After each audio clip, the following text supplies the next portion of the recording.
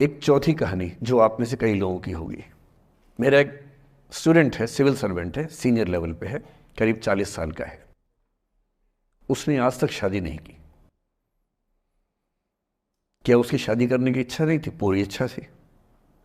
फिर क्यों शादी नहीं की? भाई कुछ लोग तो होते हैं कि शादी करनी ही नहीं, कोई मिशन है। योगी जी है, मोदी जी है, ठीक है, उनका तो मिशन है। ममता जी है, उनका मिशन है। पर जिसका जीवन में ऐसा कोई मिशन नहीं है और जिसको प्रेम करने का मन भी करता हो, वो तो शादी करता है आमतौर पे। उसने शादी क्यों नहीं की जानते हैं? जब वो 25-26 की उम्र में था, जब वो मेरा विद्यार्थी भी था, एक दिन मेरे पास आके बोला कि सर एक बात करना चाहता हूँ। मुझसे मेरे स्टूडेंट्स ऐसी बातें खूब करते हैं पर्सनली आके, अब तो मैं टाइम कम दे पाता हूँ, पहले तो ये सब होता रहता था क्लास के अलावा। एकदम रोता हुआ आया, आंखों में आंसू भरे हुए बहुत सारे। अरे क्या हो गया भाई? तो फिर उसने किसी का नाम बताया कि सर वो ही मेरी स्टूडेंट थी, कि सर उसके साथ रिलेशनशिप थी, उसने धोखा दिया है मुझे।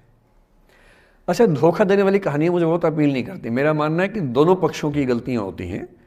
आपकी अगर अपने पर्सपेक्टिव से सोच सोच के धोखा करते रहते हैं, ऐसा थोड़ा ना होता है भाई।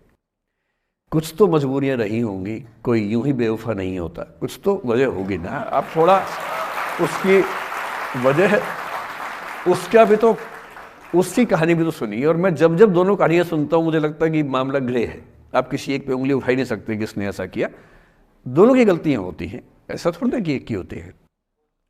बहरहाल इन भाई साहब को ऐसा लगा कि धोखा हो गया उनके साथ। तो मैंने कहा चलो कोई बात नहीं यार, हो गया तो हो गया, तू नहीं कोई और सही, ऐसा क्या है। इतनी बड़ी दुनिया है, 8 अरब की आबादी अब है, उस समय भी 6-7 अरब तो थी। मैंने कहा 3.5 अरब 350 करोड़ में कोई तो होगी तुम्हारे लिए, ऐसा क्या है, कोई और देखेंगे। पर वो थोड़ा ज़्यादा सेंटिमेंटल था उस समय। धीरे धीरे पता नहीं उसके मन में क्या बैठ गया, उसके मन में ये बैठा कि दुनिया की सारी लड़कियां धोखेबाज होती हैं। ऐसे मूर्खों की कमी नहीं है दुनिया में, ऐसे बहुत मूर्ख हैं।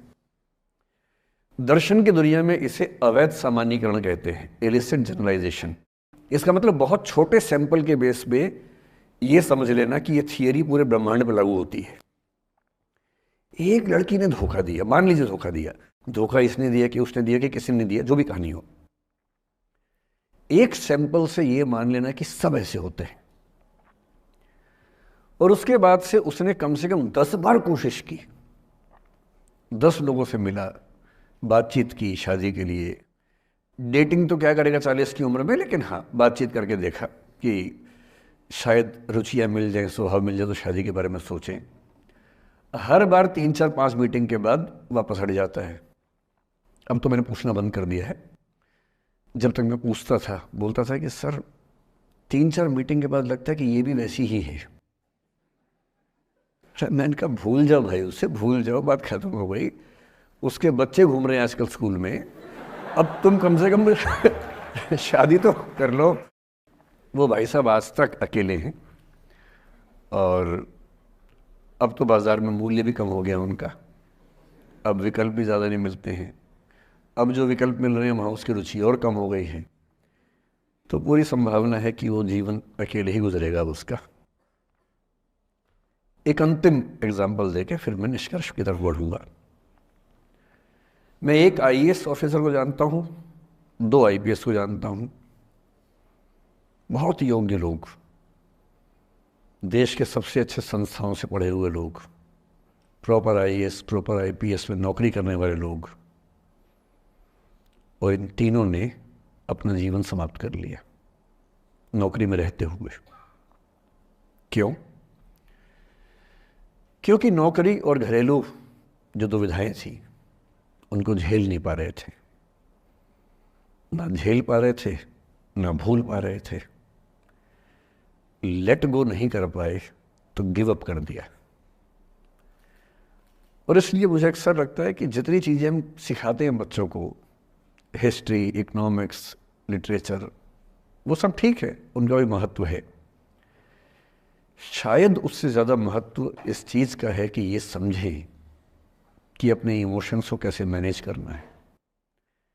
जब जीवन में ऐसा लगे कि सब खत्म हो गया है, जब जीवन में लगे कि बहुत टॉक्सिक किस्म की लाइफ हो गई है, उससे बाहर कैसे निकलें, शायद ये सबसे महत्वपूर्ण लेसन होता है जो हम सबको सीखना चाहिए। मैंने कहीं से सीखा नहीं है, ना मैंने ऐसी किताबें पढ़ी हैं, हालांकि मैंने 2 किताबें मंगवाई हैं पिछले हफ्ते, पढ़ी नहीं है अभी तक, तो मैं किताबों के बेस पे नहीं जानता कैसे सीखते हैं, लेकिन ज़िंदगी से तुम सीख सकते हैं। इन कहानियों का सबका एक ही सार है